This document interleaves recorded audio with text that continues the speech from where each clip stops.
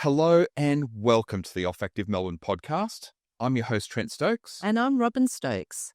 We're a husband and wife team passionate about perfume, and we're on a journey to better understand and explore the art of perfumery. We're coming to you today from Melbourne, Australia, and we'd like to acknowledge the traditional custodians of the land on which we're recording. They are the Wurundjeri and Bunurong people of the Kulin Nation. We pay our respects to the elders, past and present, and we extend that same respect to all Aboriginal and Torres Strait Islander people who are listening to the recording today. On this show, we interview Australia's premier niche, artisanal and indie perfume brands, from the founders to the perfumers and on to the creatives who take us on a guided journey through a fragrance that best represents their brand.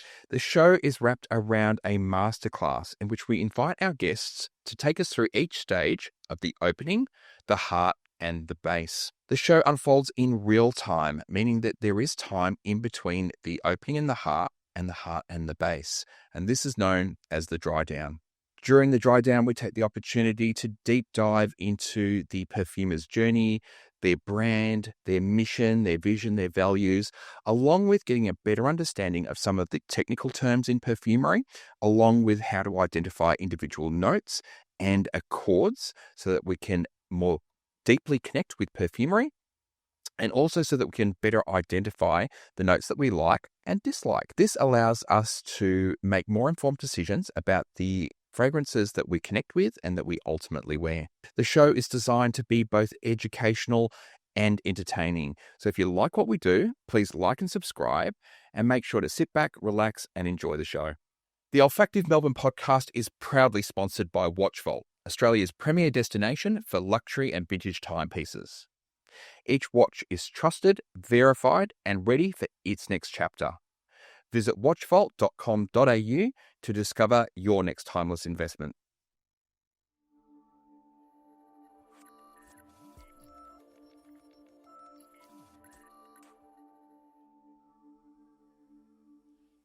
Hello and welcome to another episode of Olfactive Melbourne. Hi, it's great to be here today, and we're very excited to welcome to the show Eden Meilland, who is the founder of Eden of Yore. Eden of Yore is a perfume brand which is born from a deep love of flowers, antiquity, and the timeless power of natural scents. Eden of Yore is handcrafted by Eden, and it is inspired by nature's poetry and classical historical beauty. Eden, welcome to the show. Thanks for having me. So, Eden, just to start off with, it would be great to hear from you about how you picked the name, how long your brand's been around, and where you're located. Yeah. So Eden of Yore is based in Melbourne. It launched earlier this year in March, and it is a natural perfumery, which means that all of the materials used to craft the perfumes come from nature, so namely essential oils, absolutes, resins and balsams, and sometimes CO2 extracts and natural isolates. And yeah, the name Eden of Yore, obviously my name is Eden, and I just thought, why not take advantage of that with the association with, the Garden of Eden and that kind of thing. And yeah, I guess of Yore sort of, I love looking into like the origin of, names and things and like antiquity. And I was trying to come up with a name that sounded like something of long ago, like with that quality. So yeah, I came upon of Yore, and I thought it was just unique because a lot of the names have already been taken with Eden. You can imagine like Garden of Eden, Earth Eden and all of that. So yeah, I was pretty pleased. It's a wonderful name. It's got a magnificent ring to it. I absolutely love it. So it's wonderful to have you on the show, Eden. I believe that you brought a fragrance on with you. So for those who are listening, which fragrance have you brought on with you and why have you decided to showcase that particular fragrance today? Yeah, so today I've brought in Raizelle, which is basically the first fragrance I've ever created. And yeah, there would be no brand without this fragrance. So long story short, yeah, I sort of was on the hunt for a natural rose perfume and couldn't find one that I particularly liked or enjoyed. So naively thought I could make one myself, and yeah, the rest is history. But also, I guess, rose as a note, I think is it's sort of challenging because some people can associate it with like, the grandma or something like that. But I think it's an important note. It sort of comes and goes. There's always trends, but it's a note that endures. And I think it will continue to do that. So yeah, I just thought it would be nice to highlight the rose and talk about it, because sometimes people can roll their eyes and go, oh, rose, like sort of typical, but yeah, just to give that a bit of light on there. Fantastic. The one that started it all. We love that, don't we? So we're going to apply it now to some blotters and also to our skin. This will allow us to get a full rounded experience for the masterclass that we're going to be doing today. So I'll start applying that now. Fantastic. So we're going to be applying it to both blotters and to our skin. That's how we get that really well-rounded experience. And while we're going through the application process, Raizelle, it's a really interesting name. What does the name mean, and why have you called this fragrance Raizelle? Yep. So actually the word Raizelle, Raizel, it's an old Hebrew word, which means rose. For some reason I was pronouncing it in my head as Raizelle. I have this thing where I tend to pronounce things incorrectly, I suppose, because I read more than I speak. So I was saying Raizelle, and that just sort of stuck. So I went with that. But yeah, again, it's about looking for interesting names, something a bit more that relates to, antiquity and that idea. So I liked that it was a Hebrew word, and being a soliflor fragrance, meaning a single flower note perfume, I thought, what better way than to just call it rose, Fantastic. All right, so we've just applied the fragrance. It's already hitting me, and I want to jump into it straight away. But before we jump into experiencing our opening notes, this is an educational podcast, and so we like to educate our viewers on what the notes are and how our perfume is structured. If we imagine a pyramid shape, our opening notes sit at the very top of that pyramid. We have our heart notes. They sit right in the middle of the pyramid, and right at the bottom of the pyramid, we have our base notes. Our opening notes sit at the very top, the smallest component of that pyramid, and they consist of the lightest and most volatile molecules, which essentially means that those molecules will surface to the fragrance first, allowing us to gain a sense of what the fragrance is all about, but they will dissipate the soonest, being volatile. That will then make way to the heart notes and the base notes that are yet to follow. So that is the basic structure of the perfume pyramid. So Eden, with all of that said, what are we experiencing here in the opening notes? Yeah. So in the opening notes, we're experiencing lime blossom and neroli. It's so fresh. It really is. So lime blossom, this one's an interesting one. I know notes can be called different things, and I might have experienced this before, but I'm not sure that I have. I'm going to say I haven't experienced lime blossom just from the get-go, but I guess what is lime blossom? And then as an extension to that question, how can you describe the note for those people who are listening? Yeah, sure. I think you probably have smelt it. It's also known as linden blossom.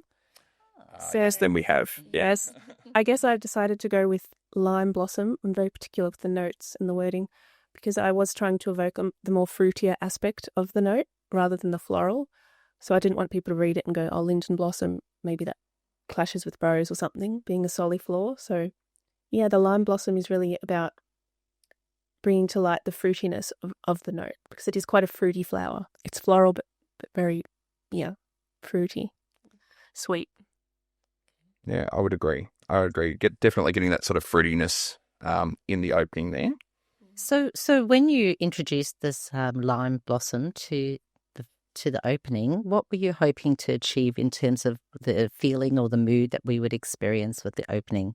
Yep, I guess with the lime blossom, I'm really highlighting the fruity aspect of the rose. Because to me, when I smell roses, like fresh petals or something, and just sort of inhale them, I get that fruitiness. A lot of people say it's sort of peach or apricot. To me, it's sort of like a mango, but not the flesh of a mango, more like that green, like the rind, like just a gentle sort of fruity. And yeah, while there's no mango essential oil, the lime blossom is quite fruity, but without being a particular fruit. So I think it works nicely to bring out that fruitiness. Yeah, a fruity essence rather than a particular fruit itself. Fantastic. So there's also neroli in the opening. So I am a big fan of neroli, so much so that I actually bought a neroli fragrance only yesterday because I love it. I think it's super fresh, super clean, super versatile. You can actually wear neroli all year round. It's not just a summer fragrance. Maybe we've got an impression that it is, but it's absolutely super versatile. But I'd like to know a little bit more about neroli. So my understanding is that with neroli, it comes from, is it the bitter orange tree? That's right. And it comes from the little blossoms. So the flowers of So there's an orange blossom absolute, which is solvent extracted. And then neroli is also from the same flowers of the same tree, but it's a different extraction method, which is usually steam or hydro distilled. So that gives you the softer, essence of the flower, whereas the absolute will be quite richer and more floral. Yeah. Okay. So there's a bit of variation in the type of, I guess, neroli smell that you might get. So with this bitter orange tree, there's fruit on the tree and there's flowers or blossoms, and so neroli comes from the flower component of it. That's right, the little blossom, and it's just a soapy, sort of clean, fresh, delicate smell. And I guess here in the top, it's sort of like a fruity floral again. And I just love that connection between fruits and flowers. The idea that fruits all begin as flowers, and I just think it works really nicely together. Yes, it's beautiful. And I feel like when you said soapy, I connected with that as well, because I can sort of just smell, to me, I can identify that neroli by what you just said, which helps a lot. Yeah, it's clean and fresh. Clean. Yes, very much so. Yeah.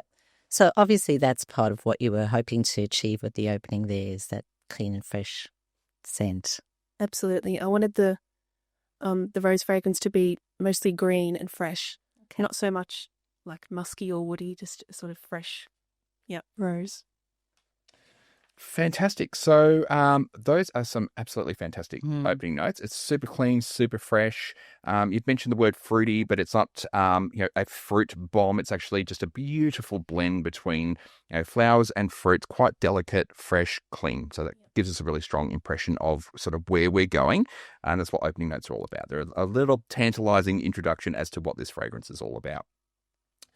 Now, I did mention at the opening of the show that the show does unfold in real time, which does mean that we've got some time between our opening and our heart. That's the dry down period. So it's going to take roughly 10 or 15 minutes from now before we start to really get some hints of those heart notes. That gives us a chance now to find out a little bit more about you, Eden. So my first question for you is, where did the love of fragrances actually come from? Where was it born? It's a good question, because I never really considered myself someone like a fragrance lover, or in terms of, the traditional sense of perfumes or fragrances. But I think fragrance is sort of part of all of our lives, whether we realize it or not. And obviously there's that association with memory and fragrance, which is really strong. So for some people, it might be their father's aftershave or their mother's, perfume. For me, I think it was, what left an impression was more just the sense that I smell in nature. So I've always loved the smell of rain, as many do, which we now know is termed petrichor. Or just, walking down the streets lined with gum trees, around from where I live. Just natural scents have always sort of stuck with me. Or, as a child at primary school, the wattle trees and that sort of pollen. And I guess, there's seasonal changes and all of that that's really what's left an impression to me. And I didn't really consider it as perfume until, recently, like discovering all of the beautiful natural materials and essential oils. Apart from rose, I was just going down a rabbit hole of collecting and discovering. And so it's been pretty recent in that sense, but I think it's always been there in the background, So you've always had a connection to scent in a way, but just in the natural world. So it sounds like it's a completely organic sort of evolution. Now, before you mentioned, when we were talking about Raizelle, you mentioned that you couldn't find a fragrance that was exactly what you were looking for in terms of the rose scent. Can you tell us a little bit more about that moment when you decided that you wanted to create your own? So I guess for me, I've always been sensitive to perfumes, unfortunately, so I could never really get into that, and it felt like an unattainable world. And I've also got sensitive skin in general, so, could never really wear moisturizers and things like that. Until recent years, I've sort of been getting into more natural and clean products and finding that they really work for me. So I thought the next step would be perfume. I really want to wear perfume. I think we all deserve to smell good. So, I just started looking around for natural rose perfumes, and a lot of them are sort of basic essential oil type, less expensive material with, say, geranium, so not true rose. Or on the other hand, they were heavily musky or woody, like, patchouli and all of those woods. Just wasn't what I was after. I wanted that fresh, green, clean sort of rose. So, yeah. And at this stage, I'd been making my own natural lip balms and deodorants and things, so I had a little bit of that experience in terms of creating. So I, tried my hand at perfume. Fantastic. It's a good point with the with rose. It seems like rose is pretty common, right? You can find roses in everyone's backyard, and there's roses everywhere. But it's actually quite an expensive material to distill. It actually takes dozens and dozens of roses just to get a tiny little drop of concentrated rose oil that you would use within a fragrance. And so it is quite an expensive material. And so you're right. A lot of fragrances will say it's rose, but there's only a very, very tiny component of it, and it's actually built around other sort of notes, maybe cheaper notes. So Eden, it's a big leap to actually take to go from making your own fragrances for yourself to starting an entire brand. So getting the branding Eden of Yore, packaging, a whole range of your own fragrances and taking them to the world at scale. It's a big jump. So what was the spark from going, hey, I really like this fragrance that I've created for myself, to I want to share my vision of fragrances with the world? Absolutely. Yeah, like we said, it sort of started as a more practical, scenario where it was about my sensitivity. But with time, I started discovering, there's a jasmine absolute as well. Like, you think that essential oils are just lavender, geranium, rose, and that's about it. But as you get into it, you discover there's so much natural material. And I just sort of became obsessed with that. And making like a soliflor collection, I just fell in love with the flowers. They were my favorite of all the materials. And I thought it makes sense to sort of put these as a collection. And then I thought, there could be people like me out there who just want to smell like just that one pure flower. Like, so it's not that personal in a way. Like I sort of thought of it as like a collective thing where I could share this with other people. Like, yeah. Fantastic. And obviously we spoke earlier about how you found the name Eden of Yore, and it's very much connected to that feeling of nostalgia and, reminds us of a time long gone, I guess. How does that sort of love that you've had, where does it stem from for antiquity and classical beauty? It's a good question. And I guess in a fast-paced modern world, I always sort of go back to that antiquity as well. It's a bit of that romanticism. I guess I'm a bit of a romantic in that way. And maybe it was to do with my traditional upbringing, like in a traditional nuclear family, going to church every Sunday and that sort of thing. I just felt a sort of spiritual connection to, just to nature and being grateful for the little things, stepping outside and seeing the dome of sky and the sun and the flowers, and can't help but think about the past and all of our ancestors and the fact that we've shared the same sun and we've shared the same sense, like the rose that has existed for thousands of years. And those ideas are just always sort of in the back of my mind. And I love it. Those sort of metaphysical themes of life and death and everything in between. And Oh, that's beautiful, and it's a great reminder to me because I love nature, but I never think of it that way. I never sort of hark back to history and the fact that our ancestors have stood underneath the same sun, and it's lovely. It's a lovely reminder. We've also been having a look at your website, which is beautiful. It's got so many rich images from John William Waterhouse, who is actually, Trent and I have a personal connection to that artist as well. We have a number of his prints in our house, including a mermaid and a Lady of Shalott. And so we were very curious as to why you have selected those artworks and how they connect to your creative process. Absolutely. I think I don't know much about visual art, but I know that I'm always sort of attracted to those more classical depictions, again, with like the human figure and landscapes and nature. And those two things are really what I love. And I think I just noticed one day all of these paintings all happen to be by the same artist. And yeah, just the way he depicts, women in nature with all those flowers. I think it's just really fitting to the brand. And I thought, why not use that? It's much better than any art I could create. May as well. And yeah, my grandpa actually has a portrait of, it's a piece of art by Waterhouse as well. And I never noticed all these years. I just didn't occur to me that was by him. But I've always sort of looked at that. Maybe it had something to do with that I've, made me interested in those. Fantastic. If you want to see a bit of that artwork, definitely jump onto Eden's site and have a look. It's, I guess, how we first discovered you was through the artwork. The artwork really communicated to us what we were going to be experiencing with your brand, and then we obviously got the set, and we could really start to then tie the imagery together with what we were smelling, and it absolutely makes sense that you like to lean on that artist. And as Robin said, it's deeply personal for us as well. Our home is peppered with these artworks. So now, you did mention before that you work with naturals. I guess from a technical perspective, because you've got some sensitivity. There are plenty of other people out there in the world that do have sensitivity as well. So I guess that's the technical perspective on using natural perfume. But is there a philosophical side to your use?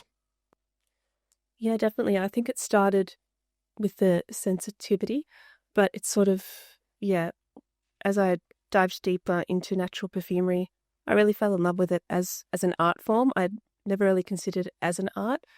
I learned about it and learned that it's been around since the beginning of time, basically, that we've been making perfumes, whether it's through incense and smoke, religious ceremonies, or to, perfume our skin. So I just, really fell in love with the art form of it. And the naturals are really special because they're so precious as materials. And honestly, we're so privileged to be living in a time where we have access to all of these wonderful materials. Like back then, obviously, it would have been limited to a certain region, but now they're just so accessible, but still as precious as ever. And I just feel honored to be working with these materials and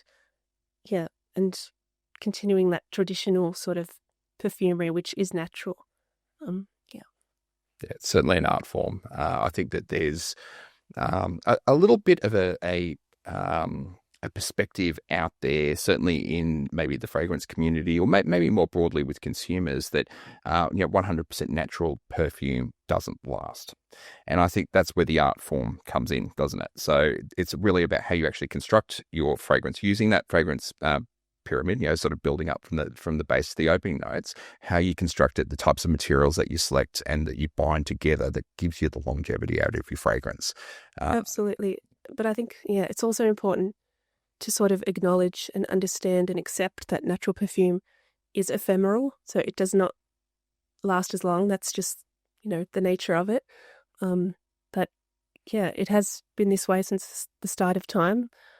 Synthetics really were only introduced in the 20th century. But before that, this is the way it was. And there's really nothing wrong with that. And I think, it's sort of beautiful to think of it as something ephemeral, and if you want it to last longer, you can just reapply it rather than waiting the 6 hours. Just apply after 3 hours or so. And we also learned from a previous guest that it's never quite the same. It's different according to each batch or season as well, which is kind of beautiful about natural perfumery as well. Exactly.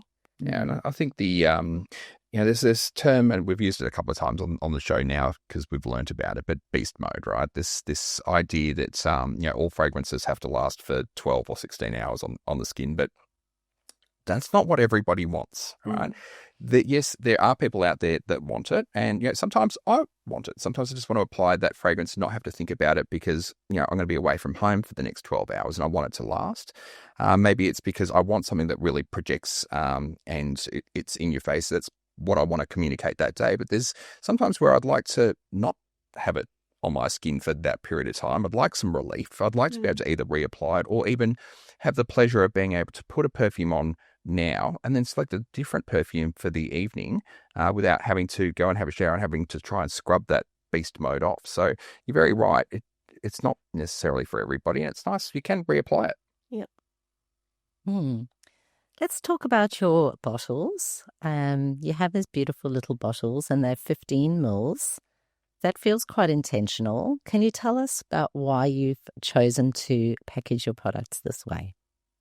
Yeah, so I think that the bottle is an important part of the fragrance experience. A lot of the time with natural perfumes, especially, you just get that sort of 10 ml roller bottle and it just doesn't add to the experience. It's not pleasing enough. So yeah, just being generous with the amount of liquid as well, rather than just a 10 ml.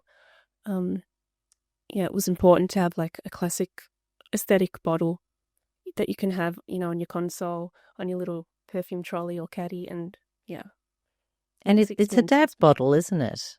That's right. Yep. Yes. Very nice. So they're oil-based perfumes. That little reducer at the top, I think, is just slightly better than a roller ball. It sort of is more generous, the liquid that comes out of that, and it's about that ceremony and experience of applying it as well. There's a bit of care involved rather than just spraying a perfume. Yeah. We'll just make sure that we superimpose that onto the screen for anybody who's watching. Certainly, if you're listening on Spotify or Apple, we'll make sure that we place that onto the website, or you can jump onto Eden's website to have a look at the bottle as well. I suppose it lends itself quite well to what we were just discussing, which is if you would like to reapply the fragrance, you've got the option to do so. It's the perfect size to be able to chuck into the purse, chuck it into your pocket, and just reapply it. Using the dab system. Sort of later in the day. So exactly. Is that part of the design sort of philosophy there with the bottle? Absolutely. They come with a little carry bag that you can just sort of put in your purse, and it's uber convenient. Fantastic. That's what we love out of our fragrances. You don't often have that opportunity with a traditional perfume bottle because they're quite large. You actually have to decant them into a travel size, but yours sort of come ready to go. Yep. Perfect handbag size. Fantastic. All right. So we're about 20 minutes in since we actually applied the fragrance initially. So we're probably at the stage now where we're ready to experience the heart notes. So as a refresher, we're going to just return to our perfume pyramid. And if you think about the heart is the center of the pyramid, the core notes. And this is where the perfume comes into its own. It truly expresses its personality and character as the fragrance unfolds. So with that being said, if you can help us and take us through the heart notes, please, Eden. Sure. So at the heart, we have 2 varieties of rose. So we've got rose of 100 petals and also the damask rose. And we've also got some bergamot. The first thing I want to say is I can't believe how different it smells on my hand compared to the blotter. Yeah, it's quite different. Very different. Yes, I really like it, the skin scent that I'm getting from your fragrance. Let's talk about the different roses, right? Because it's a soliflora, you said, which is a one floral fragrance. Is that correct? Yeah, soliflor. So it sort of means one flower. Yeah. Okay, beautiful. So tell us about a rose of 100 petals, which is a unique rose, I'm assuming. I don't know much about it, so please help me understand what is that particular rose. Yep, it's actually the rose centifolia, which means rose of 100 petals, quite literally. So I just thought I'd list that as in a more poetic way. This rose is fairly young compared to the damask rose, I suppose. It was hybridized in the 17th century by a Dutch horticulturalist, and it's a mix of roses. So it's a mix of the damask rose, the canina rose, and the muscata rose, and it's a pretty fresh green rose, as opposed to the damask, which is a bit deeper, richer, spicier. So yeah, it's more of that green, sort of fresh, delicate, sweet, slightly honeyed and fruity, like lychee notes. But yeah, because I wanted to create a green rose fragrance, thought, and also because it is a rose solid floor, I did want to use both varieties of rose to get that well-rounded rose experience rather than favouring one or Now, we don't all have the opportunity to smell these individual, roses in our everyday life. Most of us, if we've experienced rose, have sort of your common garden variety roses sitting in the backyard. And for those of us in Australia, that's usually the iceberg rose. That'd be the one that I'd probably be most familiar with if I was to do that scent memory piece and go, what does a rose smell like? That's probably the rose I'm getting.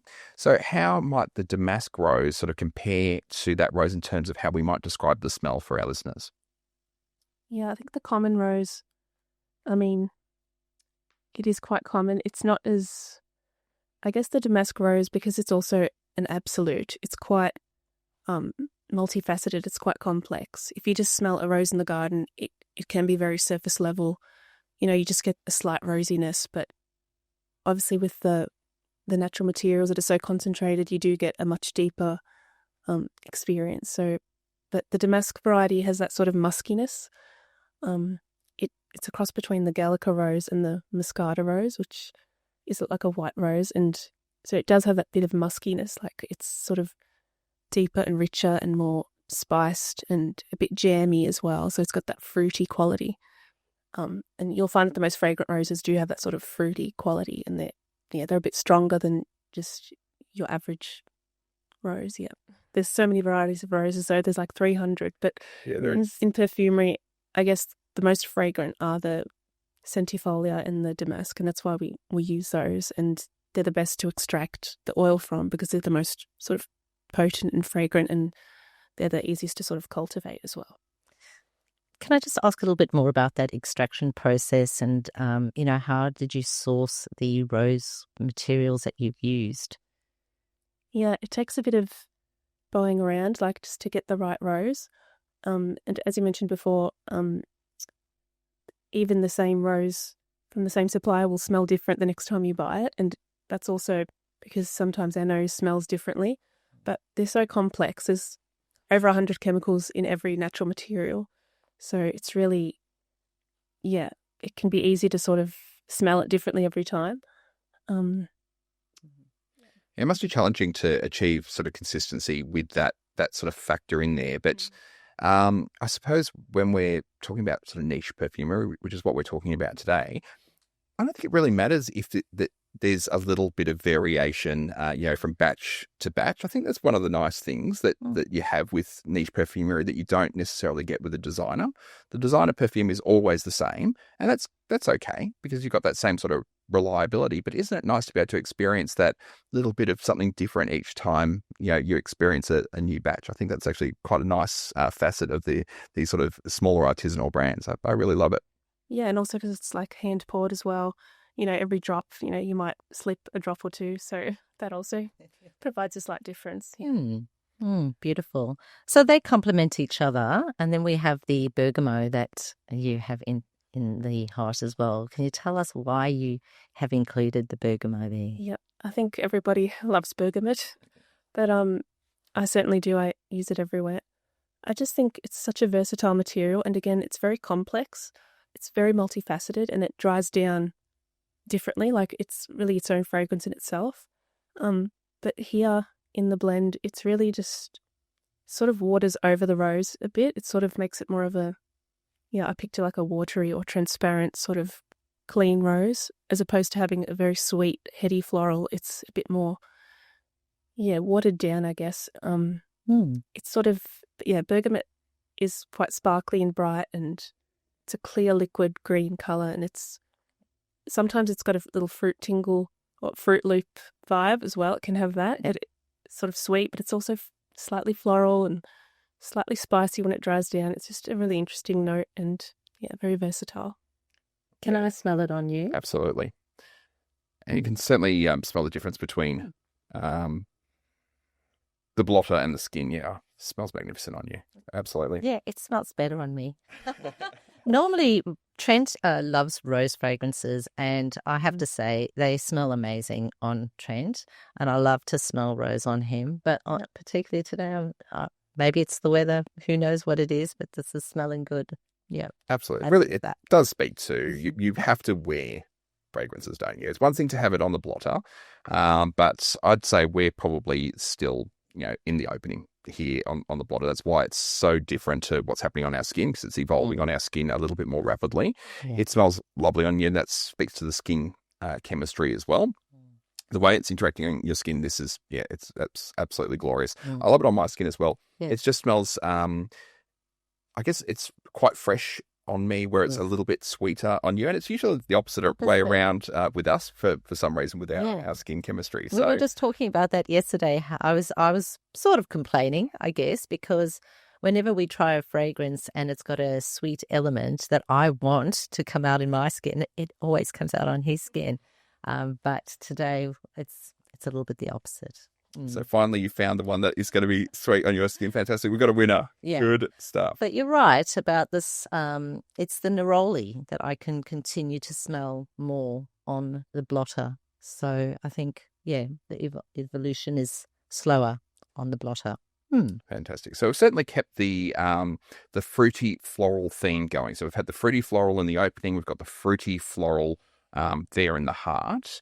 So I guess, Robin mentioned when she spoke about, the heart note really communicates what the fragrance is all about.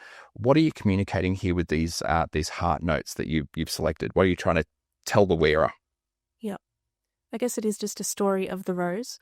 And in my little story card for Raizelle, it's about, to me, I sort of picture a setting of like fresh country air, like a morning sort of rose, like that dewiness, which I guess is where the bergamot is from. And in the story card, I sort of mention, there's like roses, and then you get a hint of bergamot trees in the distance. So just that sort of fresh country air, dewy rose. Yeah, it's certainly something unique that we haven't called out yet, but you do supply story cards with your pack. So when you get the Eden of Yore pack, you'll get 4 different cards, and it'll take you through the story of the fragrance so that you can really start to understand the connection between the story and the fragrance. And we've noted many times on this podcast just how important storytelling is as a part of perfumery. So we cannot show you this on the podcast right now. We'll have to superimpose it onto the screen because they are quite small.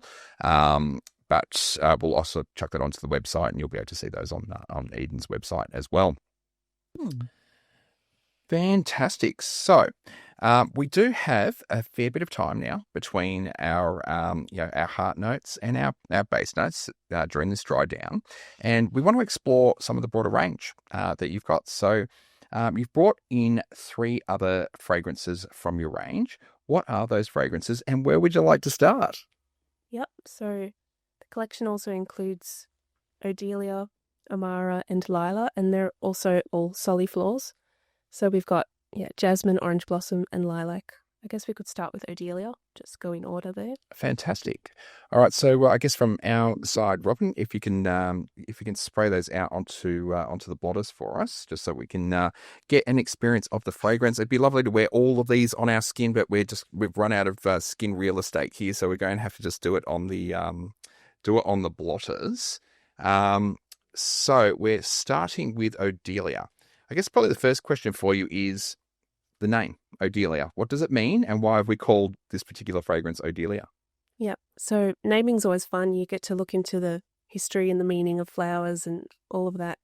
So when I was looking into jasmine, I noticed themes of divinity and sort of purity and that idea. The name Odelia, I guess, means like an ode to nature, or the word jasmine can also mean a gift from God. So it's all of these themes. So Odelia just seemed fitting for that, for the jasmine soliflore. All right, so I guess we're only going to get to the opening notes in terms of our smelling experience today. We don't have time to go all the way through the dry down. So how about you take us through what we're experiencing in the opening, and then we can describe for our listeners what's going to happen as the fragrance unfolds. Yeah, so the opening is mostly lime blossom, again, that we have. And then the heart is Arabian jasmine and honeysuckle. So it's a very, jasmine-forward fragrance, of course. And again, the lime blossom is quite fruity. It's sort of, if you smell lime blossom in isolation, it's almost like a jasmine grandiflorum type. So it's floral but fruity and fresh. And because jasmine grandiflorum is so heavily restricted by IFRA, you can only use literally 3 drops in the entire sort of formula. So sort of had to not use that. So I've opted for the jasmine sambac, which allows for slightly more. And then I guess trying to create an almost jasmine grandiflorum accord with the lime blossom and the honeysuckle, which is quite similar to jasmine in a way, but it's much sweeter and fruitier. Yeah, it really shows the impact of that neroli because it smells so different, doesn't it? Completely To Raizelle. different. That's exactly what I was thinking. Yeah. Yeah, also a good one to note here. So you've just mentioned that some of these ingredients are not restricted by IFRA, but the quantities that are used are restricted by IFRA. Yeah. Why are the actual quantities themselves sort of restricted? It really depends on the chemical composition, and every sort of supplier will have, a different method of distilling, and that will create different chemical compounds with different percentages and amounts. So, there's certain ingredients like farnesyl or things like that which can't be used at more than, 1% or whatever it may be in the entire perfume blend. But for jasmine, there's a constituent called benzyl cyanide, which sounds a bit scary, or benzyl nitrile. But that's all actually been banned in synthetics altogether, but they sort of allow it in natural because at a very minuscule amount it's safe. So things like that you have to be careful with, I guess, neroli and jasmine. So they have been a bit more challenging to create a soliflor around because it's like you can only use 1%, and then what's the other 19% going to be so that you can get the smell jasmine by the end of this fragrance. I think there's the idea that naturals are safe and synthetics are dangerous, but it's not quite that straightforward, is it? So there are dangerous naturals and there are non-dangerous synthetics, and it's really about the quantities that you use and the types of compounds that you bring together that determines whether a fragrance is safe, which is why we've got IFRA. So this is IFRA helps us navigate this through. They know what's safe and what is not safe for us, and if it's determined to not be safe, or that the quantity above a certain threshold is not safe, they'll let you know, I guess, as the perfumer, to keep us as consumers safe. But I suppose the use of naturals from your perspectives around sometimes the synthetics can actually react with our skin, and that's where it can be important to use a natural fragrance if you are getting those sort of reactions on your skin. So it's not a matter of safe or unsafe, it's about how you That's right. how your body responds. And synthetics are quite strong. I think that's mostly where the sensitivity comes from, like more the intensity of the fragrance. Yeah. It's interesting with IFRA as well, because don't they change their rules quite frequently? They do, every couple of years or so. So you're always having to reformulate and recheck that. Yeah, I guess they're just trying to be safe, and I think that's important as well. And I certainly try to be as safe as I can while still having the strength in the perfume. Yeah, it's no different to the to food or liquids or anything else. We're discovering new things as we go and how things react with the body. So of course we're going to get some updates. So thank God there is an organisation there that's actually monitoring this stuff on our behalf. So we mentioned before we can't go all the way through the dry down process here. We've spent some time with the fragrance before, and so we're a little bit aware of how this fragrance dries down. But for our listeners, what are we getting in the heart and the base of Odelia? Yeah, so the heart is Arabian jasmine, which is jasmine sambac, and honeysuckle. Yep, and the base is Copaiba balsam, which I've used across all the fragrances. It's very light and delicate. So I guess I wanted the top and the heart to be the most prominent in this collection, to keep that green, fresh sort of floral, not too woody or ambery or anything like that. And I think you've achieved that. It's definitely very light, but most definitely easy to identify as jasmine. The honeysuckle is something that I probably haven't heard of in as many fragrances. So what sort of stemmed, why did you decide to add or include it? I find that honeysuckle is quite similar to jasmine. To my nose, it sort of looks like jasmine in a way, but it's more of a pink sort of trumpet, pink and white flower. It's just very sweet, but also that white floral vibe. But yeah, sort of mix between jasmine with a bit of grandiflorum or neroli in the one sort of material. Yeah. Not exactly the same, but complements it, I suppose. Yes. It just helps bolster it a little bit. That's right. Yeah, fantastic. It's very fresh, isn't it? Quite green.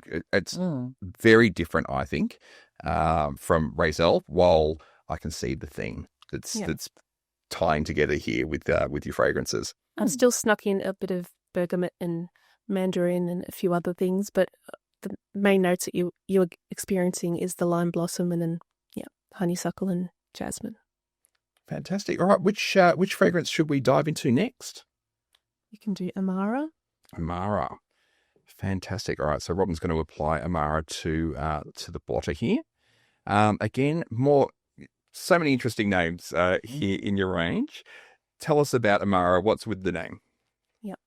So Amara means bitter in Italian, and it also means love, like amare, to love. And orange blossoms in Italian culture are actually associated with love and weddings. So I thought it was a very fitting name, meaning both bitter from the bitter orange tree and these ideas of love. So these are the main themes. So what are we experiencing in the opening in terms of the opening notes? This one's really strong on the mandarin orange at the opening for obvious reasons. Just trying to capture that orange tree vibe. I guess I've used sort of all the parts of the bitter orange tree in this fragrance. So there's a little bit of petitgrain as well in the top. It might not be as detectable, but I think the mandarin is really strong. So the petitgrain, is that the stem? Yeah, it's sort of the stems and the leaves that we use for the petitgrain of the bitter orange tree. Yeah. Okay. And the mandarin orange, I just thought, it's more delicate and sort of refined than a normal orange, like a sweet orange. And it's also the original orange. So we've got like 5 original citrus fruits, and mandarin is one of the originals, along with citron and pomelo and So I thought it was nice to use like the original sort of orange. Again, themes of antiquity and it's giving me a scent memory here. It's taking me back to me being very young. I just can't quite place it in my head, but it smells like something I experienced when I was quite a young boy. I can't get it. This always happens with perfume. It takes you back. I just can't quite plug where it is, but it's so familiar, so fresh. I really love this. Well, it might have been your lunchbox mandarin, how your fingers always have. There must be quite a lot of oil in the skin of a mandarin because you always keep the scent with you when you've eaten one. It's so realistic, isn't it? It's got that real punch. Maybe it is. I used to get sent to school with mandarins. It's the easy ones to put into the lunchbox. Fantastic. All right. So in terms of the heart notes and the base notes, what are we experiencing?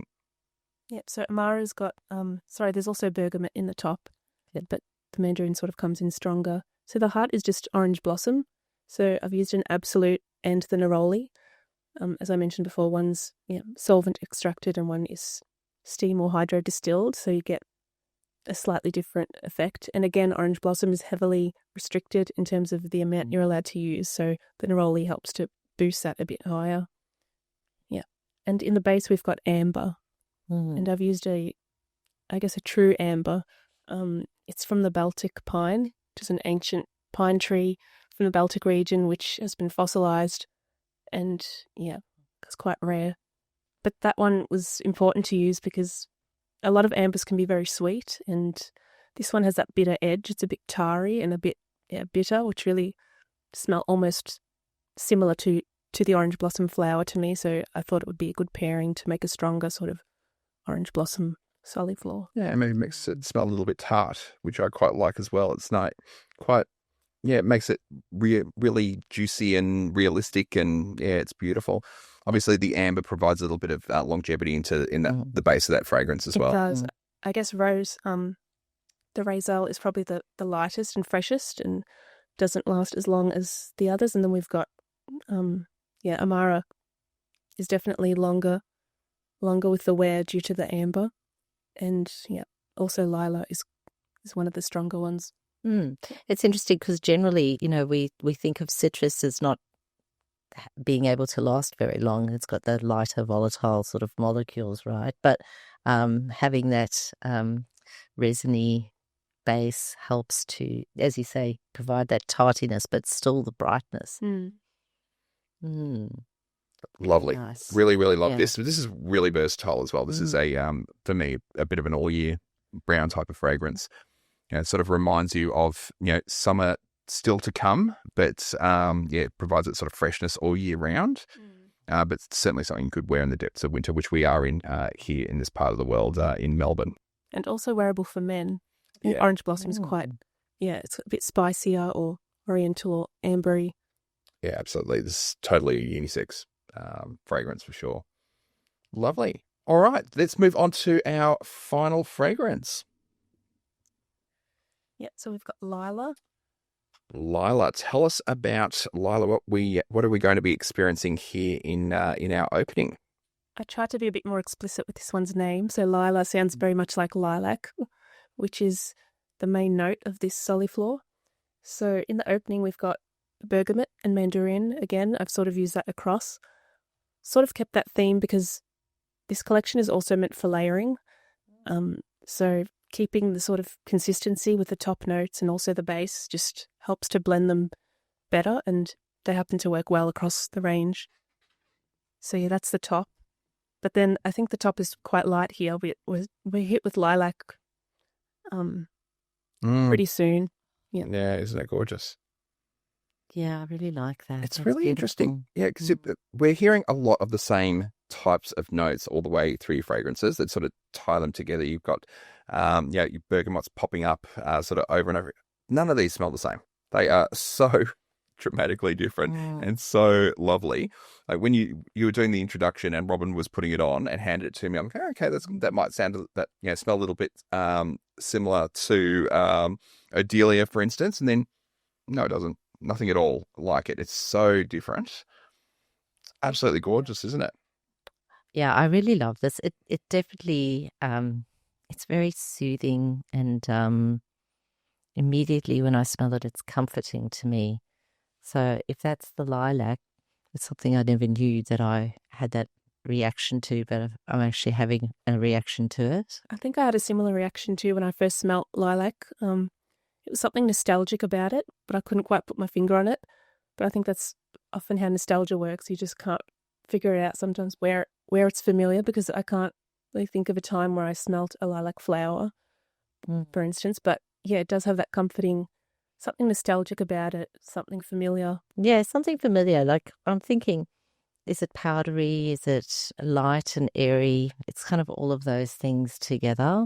Definitely. Lilac's very complex, so it is powdery. It's got that sort of heliotrope, mimosa-y powderiness, but it's also quite clean and fresh, and sort of, again, the powderiness, I guess, the soapy, clean sort of smell.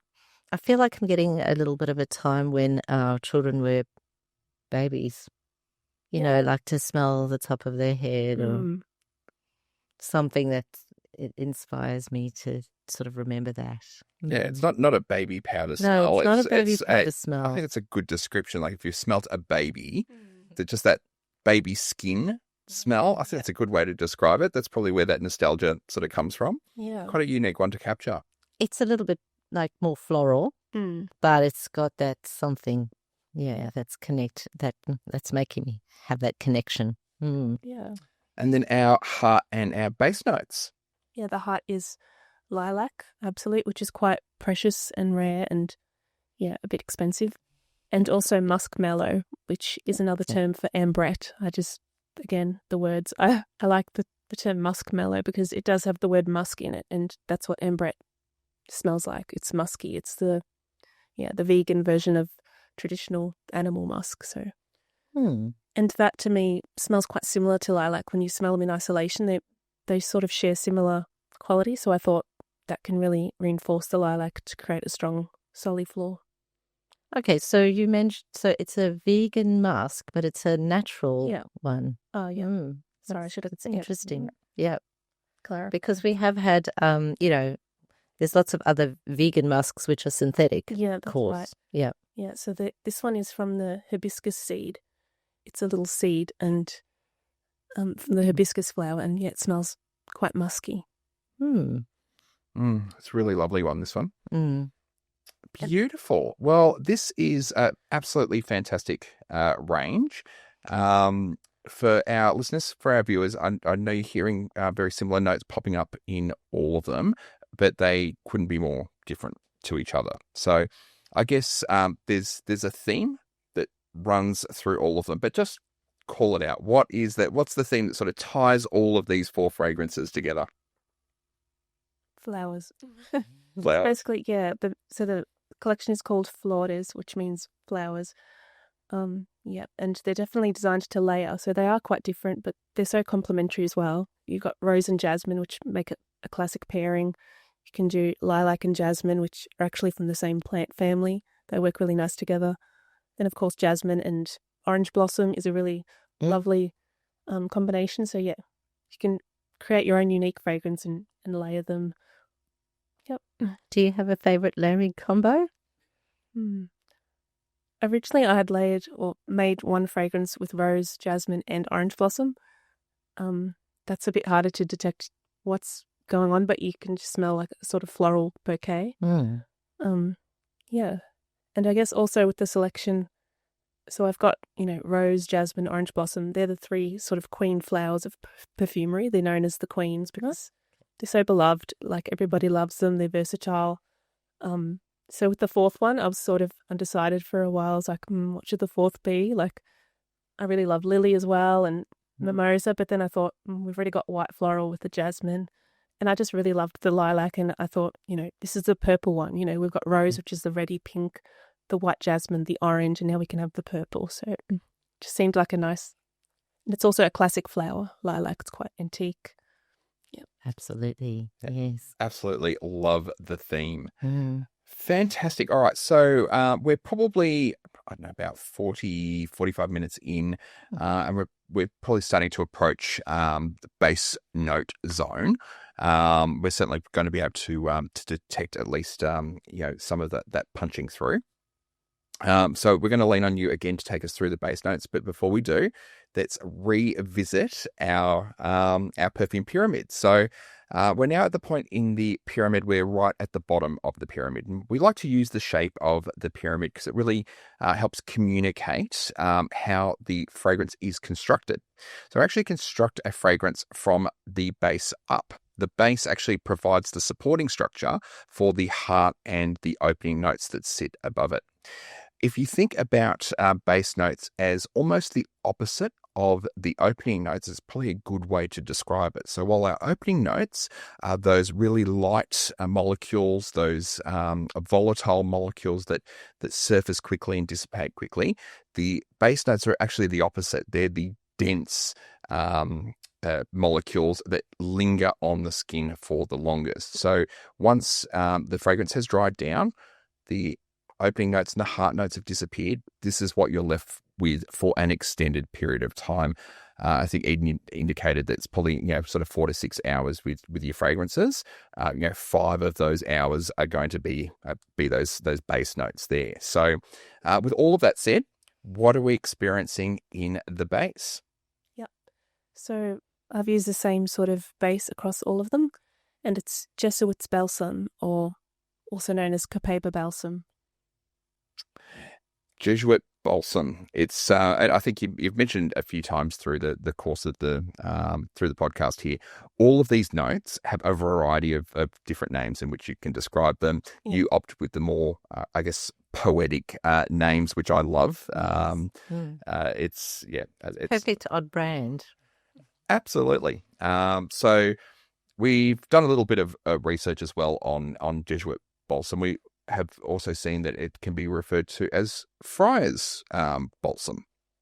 And I think the reason why it's been given this particular name is it relates to the Jesuit missionaries who brought this back from, I guess, the New World, which sort of indicates that it's quite old. But I guess what's the story there with the Jesuit balsam? Yeah, you got it. So the Jesuits were a religious group, Catholic religious group, and on their travels to the Americas, they sort of came upon this material and brought it back to Europe in the 17th century, so the 1600s. And I guess they were sort of used for medicinal purposes as well as, for the scent as well. And do you know what those medicinal purposes were? I guess with a lot of balsams, they sort of have antiseptic, anti-inflammatory qualities, especially if you have a skin burn, something like that. They can help to treat that. Yeah. And you can certainly imagine a few hundred years ago with the state of medicine back then, just how valuable something that had antiseptic qualities to it would be, and why they would go to the effort of actually wanting to transport that back from, I guess, what they referred to as the New World back to Europe. It sounds quite rare. Is it difficult to source? It's not exactly rare as a material. I guess it's fairly easy to source. It's from the Brazilian tree, the Capefera tree. But I guess it's rarely used in perfume. I think it's because it's not a heavy base. It's not that strong, but that's exactly why I used it here, because I was creating a sort of lighter, greener, fresher fragrance, and I found that a lot of the base notes were very strong and very overpowering. You could sort of smell them from the first sniff almost. So this was just very delicate. So that's why I've used it. Yeah. Can you help us to decipher the scent of it in the fragrance? Sure. When you smell Capepa balsam, it's quite delicate. It's sort of a mixture of things. So it is resinous. You can tell it's sort of from a tree. It's balsamic, so it's a bit sweet. You'll get like a vanilla-y sweetness. But there's also a slight spicy pepperiness. It depends where you get them from. Different suppliers, sometimes they can be a bit medicinal, but I don't like that sort of facet to it. So I've specifically sourced one that doesn't smell medicinal at all. It's just quite sweet and woody and spicy. But it's very delicate, and I think that's what I like about it. And you'll find that with time, it sort of really melds into the skin, and you'll just smell like a sweet skin. It'll just smell like a natural sort of skin scent. Yeah. Beautiful. So these, a lot of these materials are also used in aromatherapy, and they've got healing qualities to them. We've just called it out with Jesuit balsam that it's got some medicinal qualities there. Do any of these sort of medicinal facets factor into the way you construct your fragrances? Does it play a part, or are you mostly focusing on how it smells? I'm mostly focused on the scent.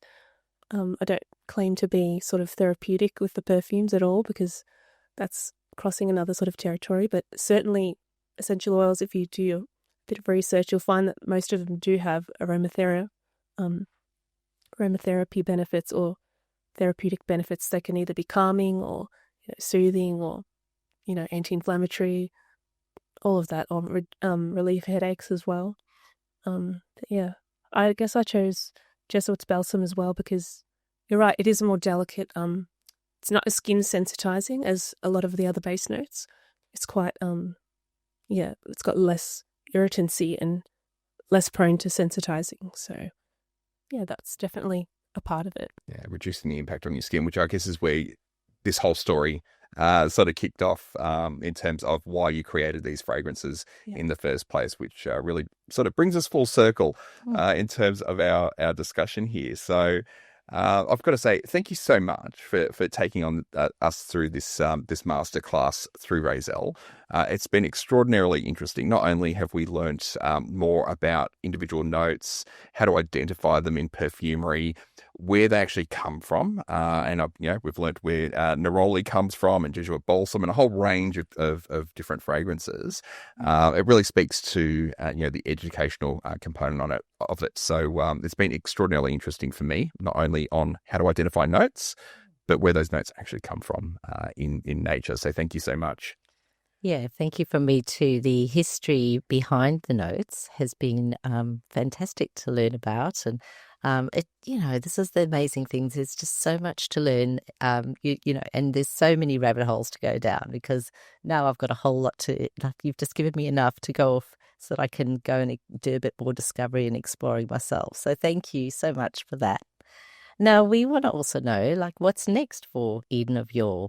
Is there anything exciting coming up in the pipeline?